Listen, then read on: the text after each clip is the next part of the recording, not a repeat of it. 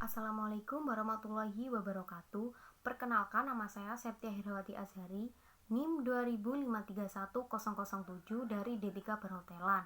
Di sini saya akan membahas tentang manfaat higien dan sanitasi pada makanan, yaitu pada kehidupan sehari-hari makanan memiliki beragam manfaat.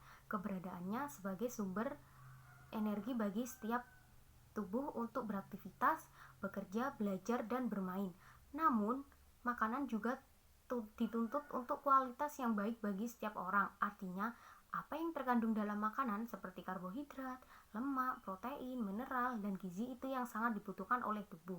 Bagaimanakah syarat-syarat makanan yang layak dikonsumsi? Yang pertama, makanan aman, yaitu makanan yang tidak mengandung bahan yang berbahaya bagi kesehatan. Yang kedua, makanan bersih, yaitu bebas dari kotoran. Yang ketiga, makanan sehat, yaitu memenuhi kebutuhan gizi.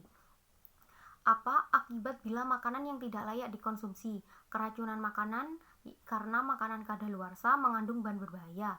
Yang kedua, diare, tipes, kolera, dan disentria karena makanan basi atau mengandung makanan yang berbakteri bahaya. Yang ketiga, risiko kanker karena pemakaian pewarna tekstil, pemanis buatan, dan pengawet yang berbahaya. Yang keempat, risiko cacingan karena kontaminasi pada sayur mentah dan pengolah makanan. Yang kelima, kerusakan sistem saraf karena penyedap rasa yang sangat berlebihan. 6. Diabetes karena pemakaian pemanis buatan.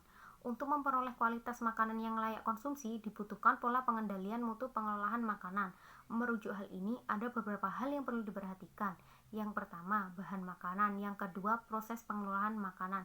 Yang ketiga, kondisi sanitasi tempat atau bangunan. Yang keempat, higien orang yang menjamah, yaitu orang yang mengolah pangan. Yang keenam, sanitasi tempat penjualan. Bila proses pengendalian mutu pengolahan makanan kurang diperhatikan, tentu makanan yang dihasilkan bisa dikategorikan tidak memenuhi syarat kesehatan dan tidak bisa dipasarkan. Mengapa? Ada beberapa hal yang perlu dicermati dalam hal ini. 1. Dikhawatirkan mengandung racun, zat lain yang berbahaya dan kesehatan. 2. Adanya penambahan bahan yang bersifat racun seperti pengawet, pemanis, dan pewarna yang bersifat racun. Yang ketiga, makanan yang kadaluarsa. Yang keempat, berasal dari hewan sakit atau mati, yaitu karena sakit. Yang kelima, pengolahan tidak memenuhi syarat higien dan sanitasi. Khusus terkait higien sanitasi, ada catatan penting yang perlu diperhatikan. Yang pertama, kontaminasi pada makanan. Masuknya zat asing yang tidak dikehendaki ke dalam makanan. Dalam hal ini ada 4 macam modusnya. Yang pertama, pencemaran mikroba, jamur, bakteri, virus, dan lain-lain. Yang kedua, pencemaran fisik, yaitu rambut, debu, tanah, dan lain-lain.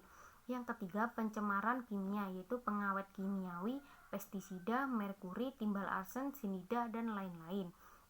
Yang keempat, pencemaran radioaktif, yaitu sinar alfa, gamma, dan lain-lain. 2. Proses terjadinya pencemaran. Yang pertama, langsung atau direct contamination. 2.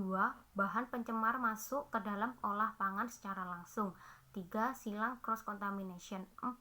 Terjadi secara tidak langsung akibat tidak tahu atau olahan pangan matang bersentuhan dengan pangan mentah, tempat kotor, dan lain-lain. 5. Ulang recontamination. 6. Terjadi pada olah pangan yang telah disempurnakan tetapi kemudian tercemar karena tidak dilindungi. 3. Sumber kontaminasi, yaitu yang pertama kuku. 1. Kuku sumber kontaminasi bakteri. 2. Atasi dengan cuci sabun dan air atau antiseptik atau sanitizer. 3. Alkohol juga dapat digunakan. Yang kedua yaitu rambut, yaitu dari sumber Staphylococcus. Yang kedua, pekerja yang pegang rambut harus cuci tangan. Yang ketiga, harus pakai tutup kepala yang memang menutup semua bagian rambut atau kepala. Yang ketiga, mulut. 1.